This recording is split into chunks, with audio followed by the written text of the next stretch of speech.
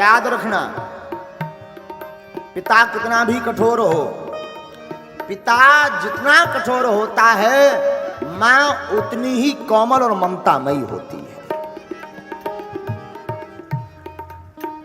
और याद रखना मेरे पागलों, तो दुनिया में सबका दिल दुखाना, और मां बाप का कभी दिल मत दुखाना। बेटा हो या बेटी, कितने भी गड़बड़ हो, कितनी भी गालियां बकलें, उल्टा सीधा बोल लें,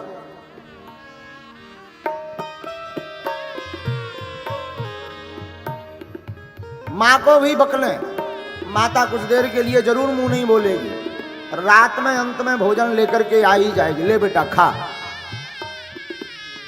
इसलिए मां को ममता की मूर्ति कहा। और हमारा तो निज अनुभव है, धरती पर भगवान के दर्शन करना है तो मां बाप और गुरु यही धरती के भगवान है।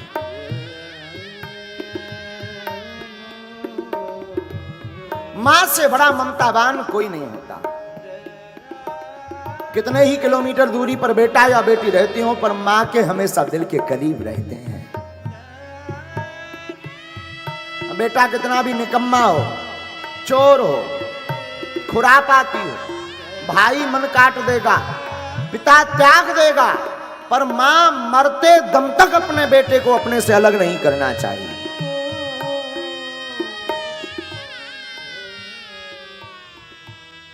बुरा ना मानो मेरे पागलों, ये बात नोट कर लेना। जीवन में माता और पिता, माता पिता में जो मां है ना, मां कोई स्त्री नहीं है, मां कोई संबंध नहीं है, मां एक ममता की मूर्ति है।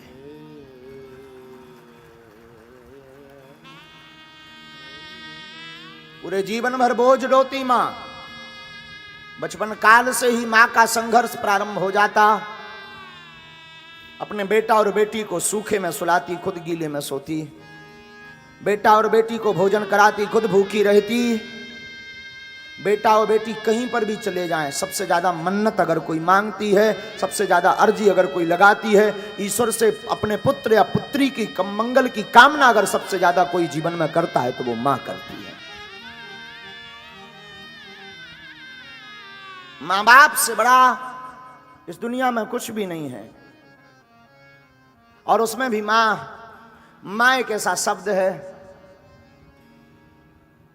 जिस शब्द की कोई व्याख्या नहीं है। मां जिसका कोई उदाहरण और इसकी कोई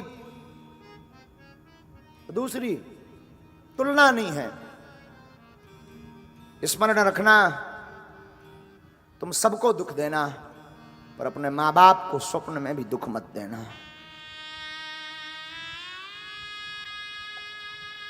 मां, सती की मां से आप चरित्र से ध्यान रखना। सती की मां जानती है कि मेरे पति बहुत खतरनाक हैं।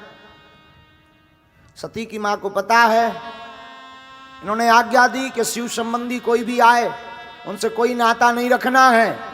पर सती की मां ने अपने प्राणों की बाजू लगा दी कि मैं भले ही मैं मर जाऊं, मेरी गर्दन काट दें, पर मेरी बेटी से कोई नहीं बोल रहा, मैं तो गले मिलकर के ही रहूंगी। यही तो मां की ममता होती है, यही तो मां की मूर्ति होती है। मां ममतावान होती है, मां करुणावान होती है। मां एक ऐसा शब्द है जिस शब्द में अथाह प्रेम भरा है, लबालब। मां एक ऐसी उद्घोषणा है जिसको बोलने के बाद संतुष्टि मिल जाती है। और सच कह दें, बेटा हो या बेटी, वास्तविक जीवन में अगर घर से जुड़ा रहता है तो कितनी भी विपरीत परिस्थिति आ जाए, उस परिस्थिति से अगर डांडस बधाने का काम कोई करता है तो जीवन में मां करती है। भयंकर दुख आ जाए, मां बोल देती है तू चिंता मत करिए, तो होता रहता है। मुझे एक वाकया स्मरण आ रहा। एक क्रिमिनल को फांसी की सजा मिली। वो घर पर मां बाप से मिलने आया, पुलिस वाले उसे लेकर आए। उसने मां को प्रणाम किया, मां रो पड़ी कि तुझे तो फांसी है। वो उससे ज्यादा पहले ही रो पड़ा, मां मुझे फांसी की सजा मिली है। मां ने सोचा अगर मैं भी रोऊं, ये भी रोए, मामला बिगड़ जाएगा, बहुत देर तक टिक नहीं पाएगा। मां ने उसका सिर पकड़ा, सिर पर हाथ फिराते हुए अपनी गोद में सिर रखा। वो जंजीरों से बंधा था, जिस बालक को अपने हाथों से बांध करके रखती थी उसका वो बालक आज जंजीरों से बंधा था। 2 दिन बाद उसकी फांसी थी, 2 दिन बाद उसको मरना था। फिर भी मां सहलाती हुई, अपने आप को भींचती हुई, अपने आप को कंट्रोल करती हुई क्या कहती है? वो कहती है बेटा ये तो आना जाना सब ईश्वर के हाथ में है, तू चिंता मत कर, तू रो मत, 2 दिन ही जिंदगी के 2 साल मान। और जब बालक चला गया, लोगों ने उसकी मां की बड़ी तारीफ की, ये बड़ी ताकतवर है, ये बड़ी ढांढसमान है, ये तो बड़ी ज्ञानवान है। लेकिन जब लोग दोबारा मिलने गए तो उससे उसके पहले उस पुत्र को फांसी लगती, उसकी मां ने पुत्र के वियोग में प्राण त्याग दिए थे। और मरते मरते वो कहती जा रही थी कि मैं पुत्र को भले ही ये कह चुकी कि मरना और जीना तो ईश्वर के हाथ में है, पर मेरा हृदय जानता है मेरा पुत्र क्या है और पुत्र के जाने का दुख क्या है। लेकिन अपने पुत्र को प्रसन्न देने के लिए मैं रो नहीं पाई, और अब मैं रोऊंगी नहीं, अब मैं अपने प्राण त्यागूंगी। ये होती है माँ जो अपने बेटे को प्रसन्न रखना चाहती है, खुद मरना चाहती है।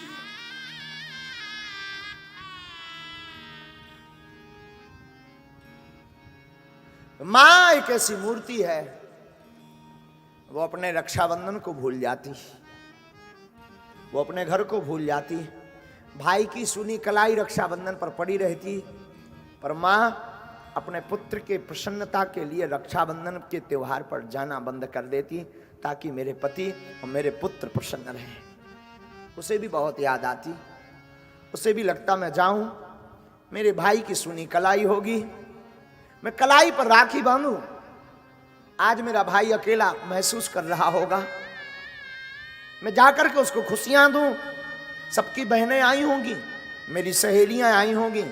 पर माँ तो माँ होती है, एक तरफ सोचती है कि मैं जाऊंगी तो घर पर मेरे बच्चे भूखे रह जाएंगे, मैं अपनी खुशियों को मार देती हूँ, मैं अपने भाई की कलाई सूनी रख लेती हूँ, पर मेरा बेटा मेरा बेटी भूखा ना रहे। ये है माँ, ये होती है साधु वो माँ। माँ के लिए तो कोई व्याख्या नहीं है। मां शब्द अपने आप में एक बहुत बड़ा है। एक वीडियो हमने बहुत पहले किसी सज्जन ने हमें दिखाया था, उस वीडियो का चित्रण आज भी हमारे चित्त को झंझोर देता है। हम तुम्हें वीडियो तो नहीं दिखा पाएंगे, पर उसका चित्रण बताते हैं। रोड के एक्सीडेंट में एक बंदर का बच्चा एक्सीडेंट में मर जाता है बीच रोड पर। खबर नहीं रही होगी उसकी माँ, उस बंदर की माँ उस रोड पर पिछले हुए बच्चे को हाथ में लेकर के 9 दिन तक उसी रोड में उसी जगह बैठी रहती है, 9 दिन तक। तो इंसानों में ही केवल माँ में ममता नहीं होती, पशु पक्षियों की माँ को भी ममता होती है। यहाँ तक कि चिड़िया भी अपने बच्चों के चुगने के लिए स्वयं तूफान से लड़ती, धूप से लड़ती, बड़े बड़े चट्टानों से लड़ती, हवाओं से लड़ती, पर दाना ला करके अपने बच्चों का पेट भरती।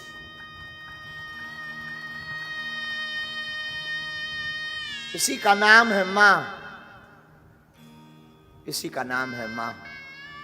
मैं निवेदन करूंगा मेरे भाई बहन, मेरे पागलों, तुम जीवन में सबको दुखी करना, मां बाप को दुखी मत करना। तुम सबके ऊपर चिल्ला पड़ना, औरों पर चिल्लाओगे कोई नहीं सुनेगा। एक तुम्हारी मां होती है जो तुम्हारा चिल्लाना भी सह लेती, कुछ नहीं बोलती, मौन हो जाती। औरों को तुम गाली देते हो, वो चांटा मारते हैं, पर एक तुम्हारी मां होती है जो तुम्हारी गाली भी सह लेती, तुम्हारे नखरे भी सह लेती है। तुम एक कपड़े उठाते हो 10 बिखेर देते हो, मां कुछ नहीं बोलती, चुपचाप उसको ठीक कर देती है। कभी पत्नी के साथ जीवन में ऐसा करना, तब खबर लगेगी। वो 4 सुनाएगी तब एक काम करेगी। माँ के साथ जीवन में देखना, माँ इतनी ममतावान होती है, तुम 10 बार कुछ भी गंदगी कर लो, 10 बार साफ कर देती।